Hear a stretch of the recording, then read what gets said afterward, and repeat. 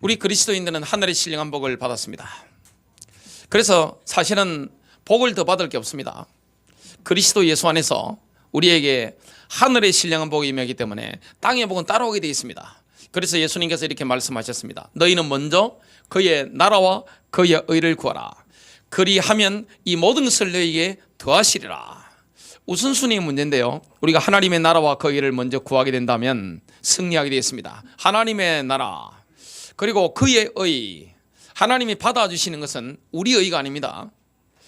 예수님의 십자가의 그 보혈의 능력의 의입니다. 정말 우리가 오늘 이런 비밀을 누리는데 그 키가 뭡니까? 바로 예수님의 십자가입니다. 예수님의 피입니다.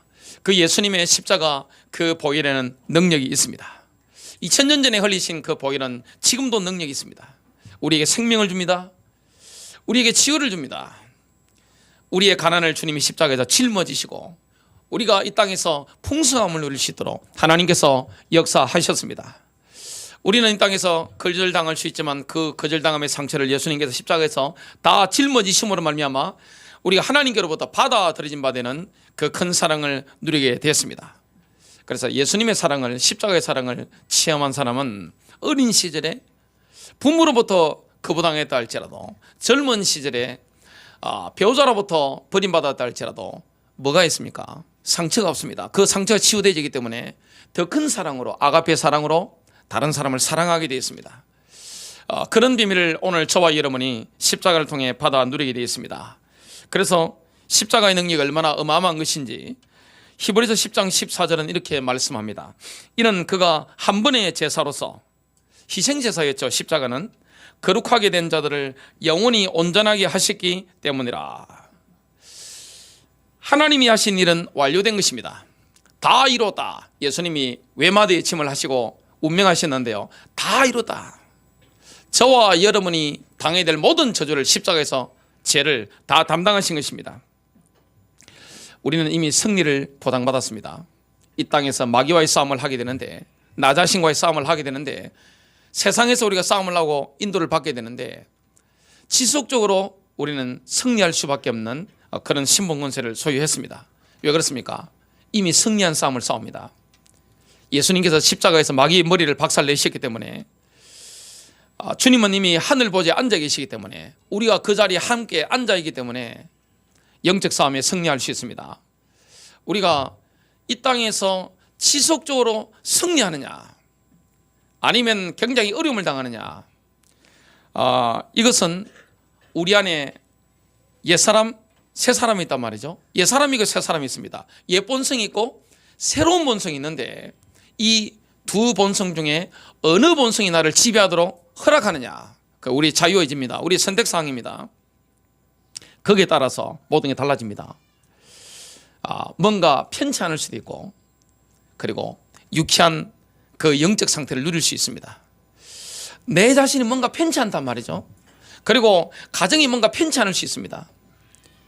근데 나의 새로운 사람, 새로운 본성이 나를 지배하게 되면 어떻게 됩니까? 굉장히 편합니다. 성령의 지배 아래이기 때문에 얼마나 편안하고 유쾌한지 모릅니다. 가는 곳마다 살아나는 이런 역사가 일어나게 되어 있습니다.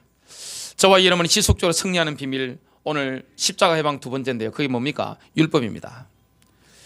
첫 번째입니다. 하나님의 목적은 십자가를 통해서 우리를 율법으로부터 해방시키는 겁니다. 갈라디아서 2장 19절부터 20절입니다. 내가 율법으로 말미암아 율법에 대하여 죽었나니 이는 하나님에 대하여 살려 함이라. 내가 그리스도와 함께 십자가에 못 박혔나니 그런즉 이제는 내가 사는 것이 아니요, 우리가 십자가에 못 박혔잖아요. 옛 사람이 2000년 전에 예수님과 함께 십자가에 처형되어 버린 것입니다. 십자가에 못 박혔나니 옛 사람이 죽었단 말이죠. 그런즉 이제는 내가 사는 것이 아니요, 오직 내 안에 그리스도께서 사시는 것이라. 새로운 본성, 새로운 사람이 내 안에 사는 것입니다.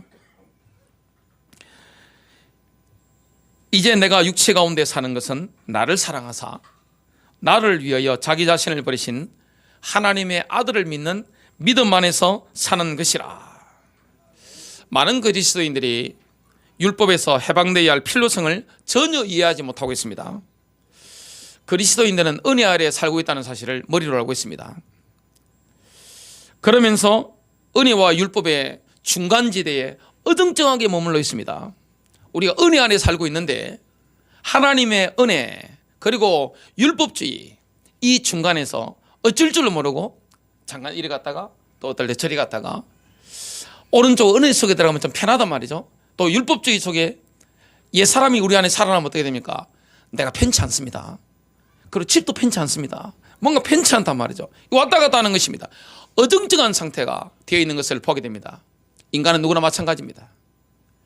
그래서 우리는 늘 깨닫게 되잖아요. 순간순간 깨닫게 되는 뭡니까? 아, 나의 사람이 살아있구나. 아직 내가 멀었구나. 이런 부분들을 저도 깨닫게 됩니다. 그래서 지속적으로 뭡니까? 새로운 사람, 새로운 본성, 이쪽으로 우리가 늘 선택을 하고 인도를 받으면 어떻게 됩니까? 영적으로 편안해집니다. 그리고 밝아집니다. 치유가 일어나게 되어 있습니다. 거기는 뭐가 있습니까? 창조의 능력이 있습니다. 우리 힘으로 되지 않습니다. 십자가의 능력을 깨닫는 것은 하나님의 계시의 영의 은혜로서 깨달아지게 되어 있습니다. 아, 십자가가 나를 율법으로부터 완전히 해방하셨구나. 그리고 지난주에 말씀 나온 것처럼 이 악한 현 시대로부터 나를 해방하셨구나. 이런 비밀을 저와 여러분이 누리게 되어 있습니다. 하나님이신 모세율법은 거룩한 것입니다. 그리고 선한 것이라고 로마서 7장 12절이 말씀합니다. 그러므로 율법도 거룩하며 계명도 거룩하고 의로우며 선하도다. 하나님이 주신 모세율법이 우리를 완전하게 하지 못했습니다. 그런데 우리나라는 지금 유교 시스템에 있는 그런 나라입니다. 한국에 있는 기독교와 미국이나 영국 기독교는 많이 다릅니다. 영어 교수님이 그 간증을 하시더라고요. 본인은 평생 장로교회 이렇게 교회를 다니시다가 영국 유학을 가셨는데 철저한 신앙 가지고 계시다가 유학을 가셨는데 본인은 한국에서 잘 믿는다고 그렇게 생각하셨답니다. 그런데 이번에 영국 유학 가셨는데 영국에 성경의 전통이 있단 말이죠. 그리고 유대인들 히브리 전통이 살아있는 그 신앙이 살아있단 말이죠. 가서 보고 깜짝 놀랐답니다. 아, 한국에서 내가 믿었던 그 신앙의 틀이 완전 복음은 아니었네. 유교적인 게 많았구나. 이런 것들을 깨닫고 저희한테 간증하는 걸 제가 직접 들었습니다. 제가 외국에서 이 유학 가신 이런 분들이 그런 간증을 하는 것을 여러 신학자들로부터 들었습니다. 우리나라는 뭡니까? 조선왕조 500년과 지금 현대사 거의 100년 가까이 하면서 600년 동안 유교 시스템이 쫙 뿌리를 내리고 있습니다. 자, 사람을 만나면 뭐부터 물어봅니까? 눈치 보다가 혹시 언제 결혼하셨습니까? 나이를 바로 못 물어보니까 신뢰가 될 수 있으니까 언제 결혼하셨습니까? 애는 몇 살이시죠? 결혼 몇 년 차십니까? 이렇게 가서 물어봅니다. 그걸 왜 파악하려고 합니까? 서양이라든지 이런 나라들하고 우리나라는 경향이 다릅니다. 나이를 파악할 이유는 단 한 가지입니다. 이 사람이 나보다 서열성 높은 사람인지 낮은 사람인지 그걸 먼저 파악하려고 하는 겁니다. 사실은 그게 비기독교적인 유교적인 거란 말이죠. 유교적인 게 얼마나 교회 안에 많이 들어와 있는지 모릅니다. 그러니까 한국은 장로교가 어떻게 보면 맞습니다. 이 원기독교적인 이런 신앙보다는 성경에 나오는 기독교보다는 유교적인 틀 속에 집어넣는 이런 것들이 정서에 맞기 때문에 전 세계에서 장로교가 이렇게 활발하게 일어나는 데는 대한민국밖에 없습니다. 전 세계에 가장 많은 게 지금 침례교하고 순복음인데 한국은 장로교가 엄청나게 많은데 지금 급격하게 지금 작년도 보니까 엄청난 숫자가 지금 줄고 있습니다. 유교적인 틀이 엄청 강하단 말이죠. 그러다 보니까 율법주의가 한국 교회 안에 뿌리를 내리고 있는 것을 보게 됩니다. 우리는 무의식 중에 이런 것들이 나와지게 되어 있습니다. 그러다 보니까 우리가 어떻게 됩니까? 뭔가 편치 않는 이런 것들을 경험하게 되어 있습니다. 주의 영이 계신 곳에는 자유함이 있느니라. 하나님의 영이 운행하는 현장, 하나님의 영이 운행하는 임재하시는 세키나 영광이라고 하죠. 지성소의 영광이라고 하죠. 하나님의 영이 우리에게 강하게 임재하시면 뭐가 있습니까? 자유함이 느껴집니다. 그런 가정, 그런 교회, 그런 현장에는 성령의 자유로운 역사가 일어나게 되어 있습니다. 성령 역사가 일어나고 있단 말이죠. 그 성령 역사를 딱 스톱시키는 게 있습니다. 그게 뭡니까? 율법주의입니다. 이게 얼마나 무서운지 모릅니다. 그래서 우리가 하나님 앞에서 어려워지는 것은 내가 뭘 행해서 그런 게 아닙니다. 예수 십자가의 피의 능력을 믿음으로 말미암아 어려워지는 줄로 믿으시길 바랍니다. 그런다고 해서 우리가 하나님의 율법을 버리는 것입니까? 오늘 뭐라고 말씀했습니까? 율법도 거룩하며 계명도 거룩하고 어려우며 선하도다. 율법은 신령한 것입니다. 그러다 보니까 지금 뭐가 부딪히고 있습니까? 율법주의와 방종주의가 막 부딪히고 있습니다. 한쪽은 뭐합니까? 율법주의로 막 합니다. 한쪽은 뭐합니까? 내가 구원받았다고 하면서 마음대로 막 삽니다. 방종을 막 하는 것을 보게 됩니다. 이 두 개 다 틀린 것입니다. 우리는 뭘 따라갑니까? 의를 얻는 데는 하나님의 방법인 십자가 능력으로 말미암아 사실은 끝이 난 것입니다. 그리고 우리가 성령의 인도를 받다 보면 뭐대로 사라집니까?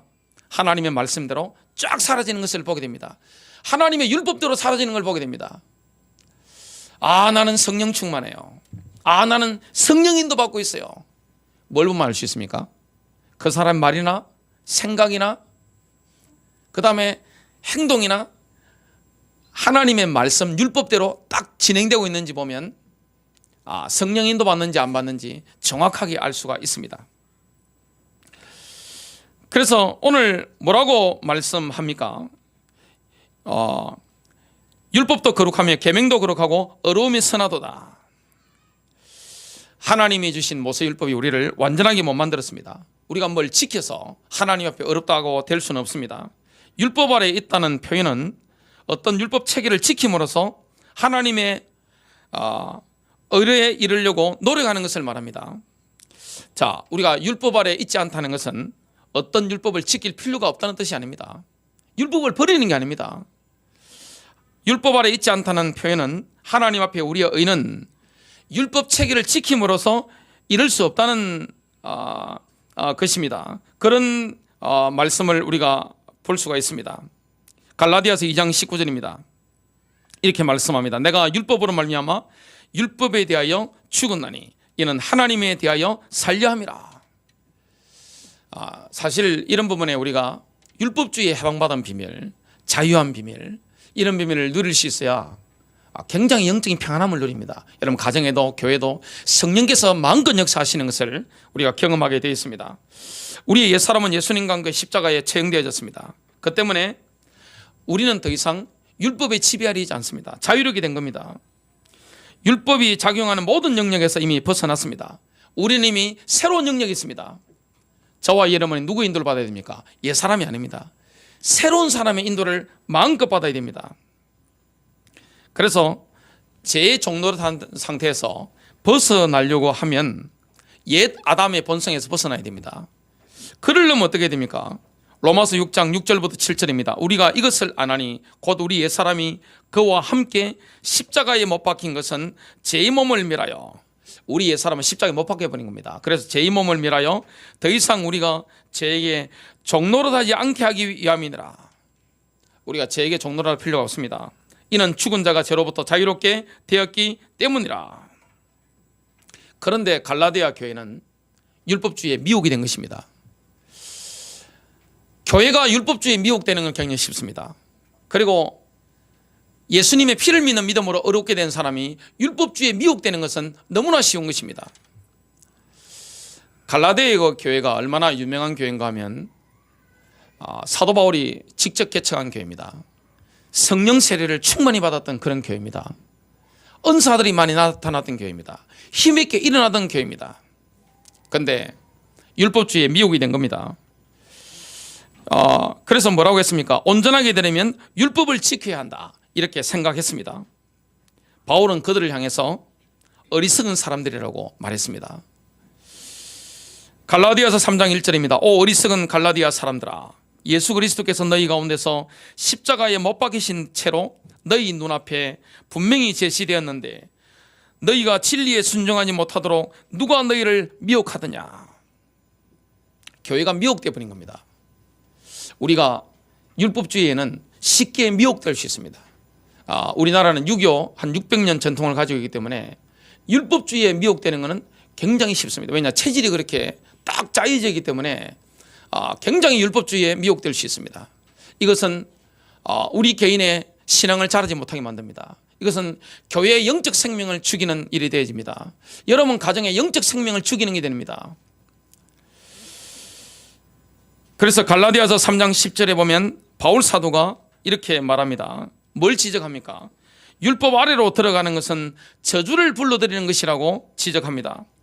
율법의 행위로 난 자들은 누구든지 저주 아래 있느니라. 기록되기를 행하도록 율법책에 기록된 모든 것을 계속해서 행하지 않는 자는 누구나 저주를 받느니라고 하였습니다. 우리가 하나님 앞에 어려워지기 위해서 율법 체계를 지키려고 결심하면 한 가지 반드시 해야 되는 게 있습니다. 율법을 지키려고 한다면, 내가 율법을 지켜가지고 하나님 앞에 어렵다함을 얻으려고 한다면, 내 영적 상태가 성령 충만한 상태가 되기를 원하고자 한다면 반드시 율법을 100% 지켜야 됩니다. 만일 그 중에 0.1%라도 단 1%라도 율법을 하나 어떤 상황이 되어서 어기버리면 저주 아래로 들어가는 것입니다. 그러면 편치 않는 것을 우리가 경험하게 되어 있습니다. 신명기 27장 26절입니다. 이 율법의 모든 말씀을 행하려고 확정하지 않는 자는 저주를 받으리라. 저주의 원인이 뭡니까? 바로 율법주의입니다. 우리가 율법주의에 사로잡혀 버리면 하나님의 은혜와 그리고 하나님의 초자연적인 능력으로부터 딱 돌아서게 됩니다. 여러분 가정에서도 가장 위험한 게 뭡니까? 율법주의입니다. 이렇게 하면 반드시 이혼합니다. 제가 이혼하는 수순을 말씀드리겠습니다. 막말을 시작하면 이혼할 가능성이 굉장히 높습니다. 여러분 가정에서 막말이 없어지는 축복이 되시길 바랍니다. 제가 결혼 주례를 하면 요즘은 반드시 말씀드리는 게 있습니다. 절대 막말하지 마세요. 여러분 가정에서 막말이 없는 축복이 되시기를 주님의 이름으로 축복합니다. 여러분 가정에서 막말이 없어야 됩니다. 막말하면 어떻게 됩니까? 남편이 아내에게 막말하면 어떻게 됩니까? 또 아내가 남편에게 막말을 하면 어떻게 됩니까? 부모님이 자녀에게 막말을 하면 어떻게 됩니까? 그러면 그 상대방은 자기를 뒤돌아보지 않습니다. 그러면 너는 이렇게 됩니다. 끊임없이 이렇게 대립을 하게 됩니다. 그 이후에 오는 게 뭡니까? 정남이가 딱 떨어져 버립니다.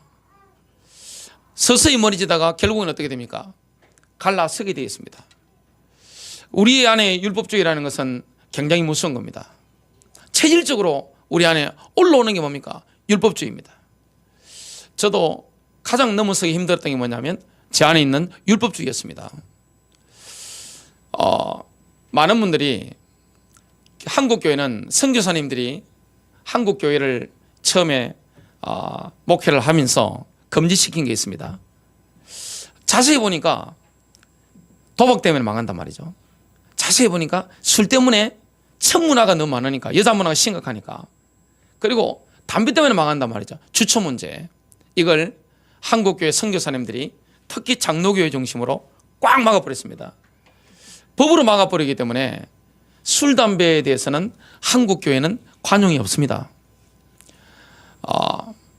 그러다 보니까 이 술, 담배 이런 것 때문에 많은 사람들이 눌려 있습니다. 제가 안양에 있을 때인데 저녁에 제가 골목길을 이렇게 관양동을 쫙 걷습니다. 걷는데 저기 골목길 앞에 어떤 남자분이요 담배를 물고 있는 겁니다. 근데 눈이 저하고 딱 마주치는데 그 마주치는 순간이 담배를 딱 빨아당기는, 그 빨아당기면서 그 깊은 호흡을 하는 굉장히 충만해지는 그 단계,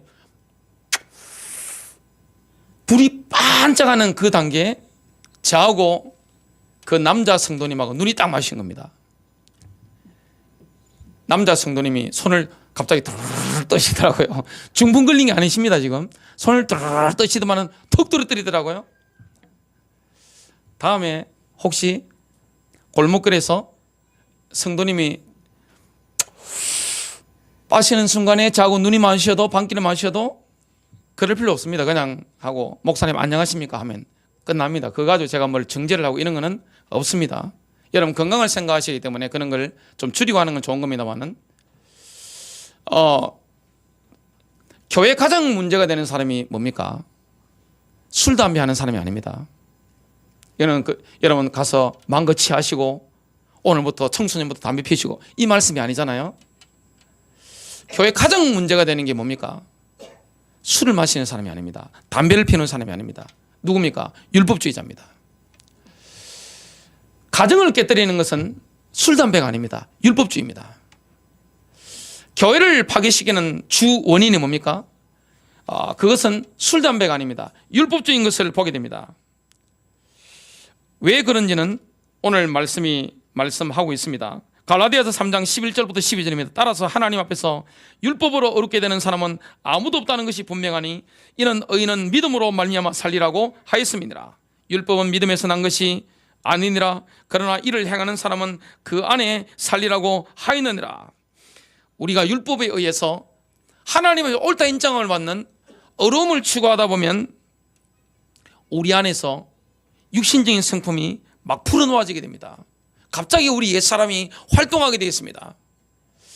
우리가 뭘 지키려고 유교적인 성품이 많으니까요. 이를 하다 보면 어떻게 됩니까? 나도 모르게 내 안에서 옛사람이 확 올라오게 되겠습니다. 그래서 신학자들은 인간을 가리켜서 쓰레기통이라고 합니다. 자, 쓰레기통이 이렇게 뚜껑이 딱 닫혀있을 때는 예뻐 보이잖아요. 요즘 쓰레기통은 얼마나 아름다운지 몰라요? 요즘 화장실이 얼마나 아름답습니까? 여러분 운전하시다가 휴게소 한번 들어가 보시기 바랍니다. 완전 호텔급입니다. 그리고 어떤 집에 가면 화장실이 얼마나 아름다운지 몰라요. 이 쓰레기통을 이렇게 딱 덮어놓습니다. 근데 쓰레기통을 개봉하는 순간 온갖 악취가 다 올라옵니다.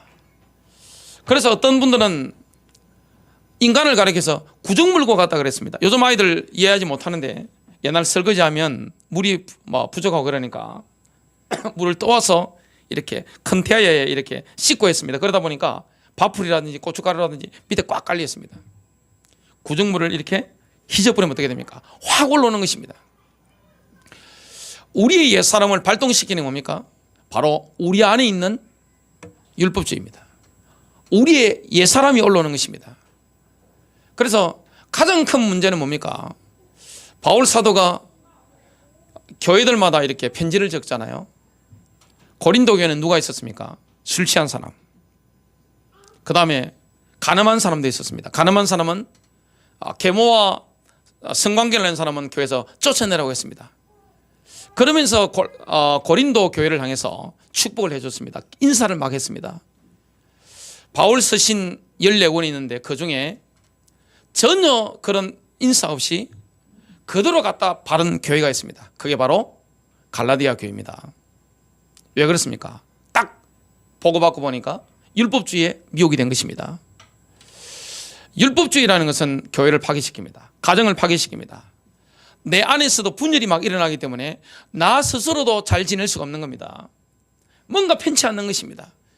교회가 율법주의에 딱 사로잡혀 버리면 교회는 분리를 향해서 달려간다는 것을 갈라디아서 5장 20절에 말씀하고 있습니다. 그래서 예수님의 제자들을 십자가에 못 박고 또 돌 던져서 죽였던 사람들은 창녀들이 아닙니다. 매국노로 취급받았던 세리들이 아닙니다. 그들은 바로 종교 엘리트들입니다. 율법주의자들이었습니다. 하나님이 보실 때 교회에서 가장 문제가 되는 사람은 술, 담배 하는 사람이 아닙니다. 간음하는 사람이 아닙니다. 뭡니까? 율법주의자입니다. 예수님을 십자가에 못 박았던 그 사람들은 성경을 외우는 사람들입니다. 대제사장, 또 성경을 필사했던 서기관, 하나님의 말씀대로 살려고 몸부림쳤던 바리새인들입니다. 바로 종교인들이었던 것을 보게 됩니다. 오늘 저와 여러분 속에서 율법주의가 무너지는 축복이 있게 되시기를 주님의 이름으로 축복합니다. 우리에게 가장 위험한 책이 뭡니까? 율법주의입니다. 분리와 분열이 있는 곳에는 반드시 율법주의자가 있습니다. 가정이든 교회든 그리고 내 안에서도 뭡니까? 나를 정죄하잖아요.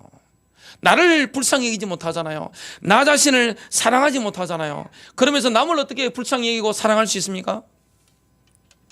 자꾸만 내 안에 올라오는 것입니다. 그걸 로마서 7장 5절이 말씀하고 있습니다. 우리가 육신 안에 있었을 때는 제들의 정욕이 율법을 통하여 우리의 지체들 속에서 역사하여 사망에 이르는 열매를 맺었으나, 하박국서 2장 4절입니다. 율법을 따라 사는 것에 대안을 제시합니다. 그러나 의인은 자기 믿음으로 말미암아 살리라. 그래서 가장 위험한 사람은 술, 담배 하는 사람이 아닙니다. 그 다음에 술을 마시고 담배하는 사람. 여러분, 술 마시고 담배하라는 말씀이 아닙니다. 지금 오해하지 마시길 바랍니다. 술하고 담배하는 분들은 제 앞에 오면, 옛날에 안양에 그분은 목사님 안녕하십니까, 겸손하더라고요. 그리고 간음하고 제 앞에 나타나신 분도 목사님, 저는 목사님처럼 살 수는 없습니다 하고 기도해달라고 이렇게 하십니다. 그런데 가장 위험한 게 뭡니까? 율법주의자입니다. 항상 분리가 있는 현장, 교회가 파괴되는 현장, 내 안에서 뭔가 편치 않고 있는 것은 다 뭡니까? 율법이 올라오는 것입니다. 율법주의에 사로잡히는 것입니다. 이게 가장 잘 믿는다고 하는 사람들이 가장 큰 문제가 될 수 있는 게 바로 뭡니까? 바로 율법이요, 율법주의입니다. 율법은 신령한 거죠. 두 번째입니다. 우리에게는 두 가지 선택권이 있습니다. 두 가지의 길은 서로 배타적입니다. 상호 배타적입니다. 섞이는 게 불가능합니다. 우리가 이 땅을 살아가는데 율법을 따라 사는 길이 있고요, 그 반대는 뭡니까? 예수 그리스도의 십자가와 부활의 능력을 믿는 믿음을 따라 사는 길이 있습니다. 우리가 율법을 따라 살 수 있고 믿음을 따라 살 수가 있습니다. 율법을 따라 사는 길은 뭡니까? 내 안에 옛사람의 정욕이 올라오도록 만듭니다. 쓰레기통에 뚜껑이 열리도록 만드는 것입니다. 우리는 믿음으로 사는 것이 뭡니까? 새로운 본성, 새로운 사람이 살도록 우리가 허락하는 겁니다. 그래서 우리는 뭘 누리야 됩니까? 예수님의 십자가가 우리 안에서 어떤 일을 행하기를 원하시는가? 이런 부분에 우리가 능숙하게 인도를 받아야 됩니다. 이런 부분이 사실은 굉장히 어려운 부분입니다. 그리고 저도 이런 부분을 100% 실천하는 게 굉장히 힘들어요. 저도 십자가 붙잡고 회개할 때가 있습니다. 오늘 아침에도 제가 회개했습니다. 그리고 날마다 이런 부분 때문에 저는 회개합니다. 얼마나 저를 쳐서 복종시키는지 모릅니다. 왜 그렇습니까? 우리가 조선부터 지금까지 600년 동안 율법주의에 물들어 있었단 말이죠. 그러면서 듣고 배운 게 다 율법주의란 말이죠. 교회 안에 우리가 신앙생활 하면서 이런 게 율법주의에 우리가 너무나 이렇게 물들어 있단 말이죠. 여러분, 분별하는 거하고 비판하는 건 다릅니다. 영분별은 필요합니다. 영을 분별해야 됩니다. 그리고 저 분은 정말 믿음이 있구나, 이런 거는 영적으로 바로 아는 것입니다. 이거는 분석해서 하는 게 아닙니다. 영이 바로 느끼게 되어 있습니다. 그러나 우리 안에서 이런 율법주의가 올라올 때가 있습니다. 어두운 게 이게 뚜껑이 열려가지고 쓰레기통 열리는 것처럼 확 올라올 때가 있습니다. 이때는 여러분, 입을 조심하셔야 됩니다. 한국제보다 독일제가 훨씬 좋습니다. 또 일제가 좋더라고요. 일제든 독일제든 자물쇠를 가지고 완전히 입을 잡으시기 바라고요. 그리고 여러분은 이 심령을 예수님의 피로 씻으실 주님 이름으로 축복합니다. 그리고 여러분, 영적 싸움하게 되시길 바랍니다. 우리에게는 두 가지 선택이 있잖아요. 율법과 은혜는 서로 배타적인 선택입니다. 함께 섞이는 게 불가능합니다. 로마서 6장 14절, 참으로 기쁜 소식이 있습니다. 제가 너희를 주관하지 못하리니 이는 너희가 율법 아래 있지 아니하고 은혜 아래 있기 때문이라. 우리는 율법 아래 있지 않습니다. 은혜 아래 있음을 감사하게 되시기를 주님의 이름으로 축복합니다. 로마서 7장 6절입니다. 율법과 은혜가 서로 배타적이라는 것을 말씀합니다. 이제는 우리가 얽매여 있던 것에 대하여 죽었으므로 율법에서 벗어났으니 이러므로 우리가 영의 새로운 것으로 섬길 것이요 율법 조문의 묵은 것으로 아니할지니라. 이 본문에 보니까 우리가 죄나 사탄으로부터 벗어났다고 말씀하지 않고 율법에서 벗어났다는 말씀을 하고 있습니다. 우리 옛사람은 십자가에서 죽었습니다. 우리가 죽음으로 율법에서 해방된 것입니다. 율법에서 해방되지 못하면 우리가 성령의 새로움 속에서 하나님을 섬길 수가 없는 것입니다. 율법에서 해방된 사람, 그 사람만 성령의 새로움 속에서 성령 인도를 받을 수 있는 것입니다. 말씀을 따라갈 수 있는 것입니다. 여러분, 말씀 따라가고 싶잖아요. 어느 기독 신자가, 어느 그리스도인이 하나님을 제대로 믿고 싶지 않고 말씀을 따라 살고 싶지 않은 사람이 누가 있겠습니까? 그때 안 되는 겁니다. 나의 옛 사람이 막 올라오기 때문에 안 되는 겁니다. 나의 옛 사람의 쓰레기통에 뚜껑을 열도록 만드는 게 뭡니까? 바로 율법주의입니다. 막 올라오는 것입니다.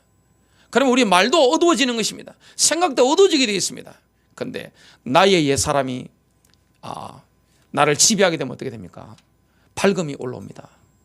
우리 마음이 심령이 얼마나 편한지 몰라요.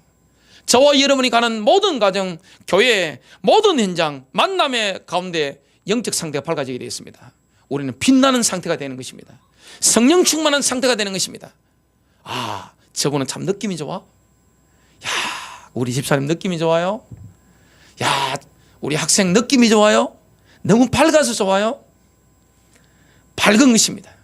가는 곳마다 어둠이 떠나가는 것을 경험하게 되겠습니다. 가는 곳마다 함께하는, 원내스하는 그런 축복을 누리게 됩니다.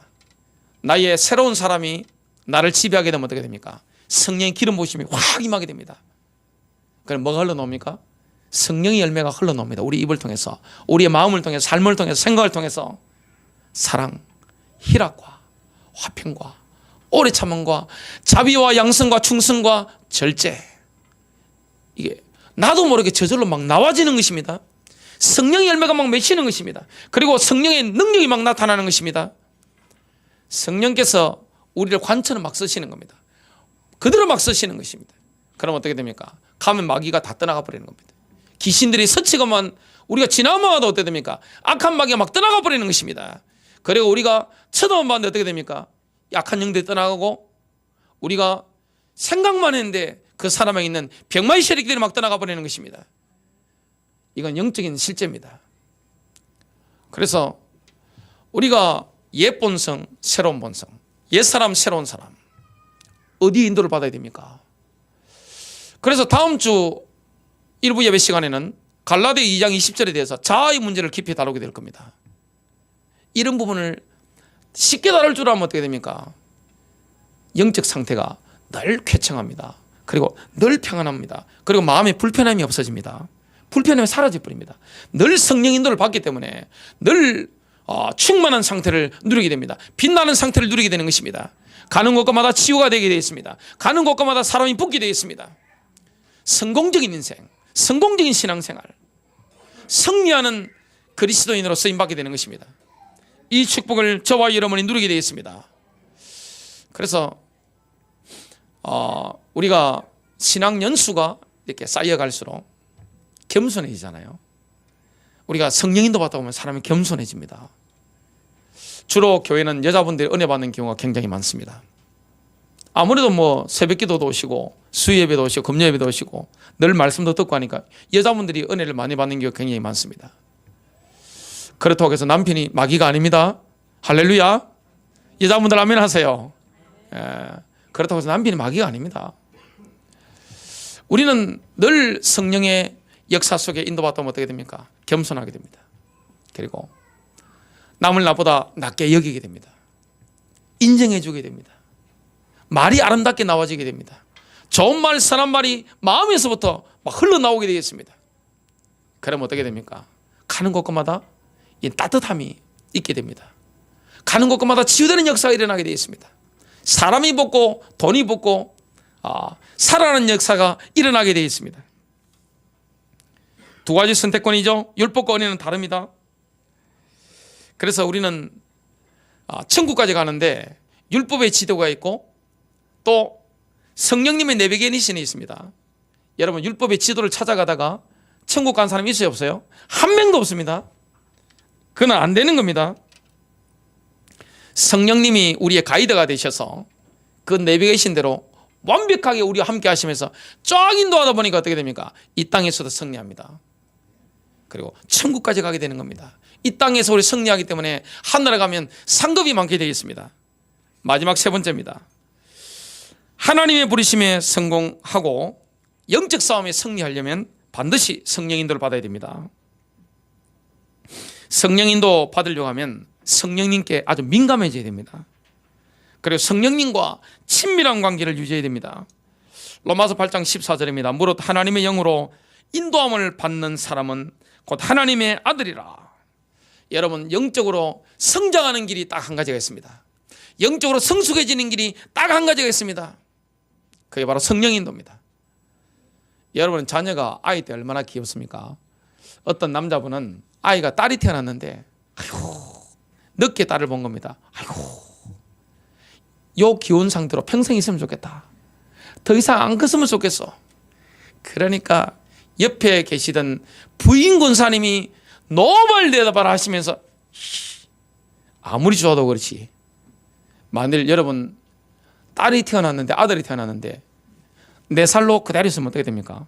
이게 안 커요. 청소년이 됐는데 안 커요. 아마 그 집에 난리 날 겁니다. 뭐 성장 발육을 위해서 막 모든 수단을 다 동원할 겁니다. 신앙인이 자라려면 뭘 받아야 됩니까? 성령님의 인도를 받아야 됩니다. 성령님의 인도를 받다 보면 나의 새로운 본성, 이걸 쪽으로 쫙 인도받게 되어 있습니다. 승리합니다.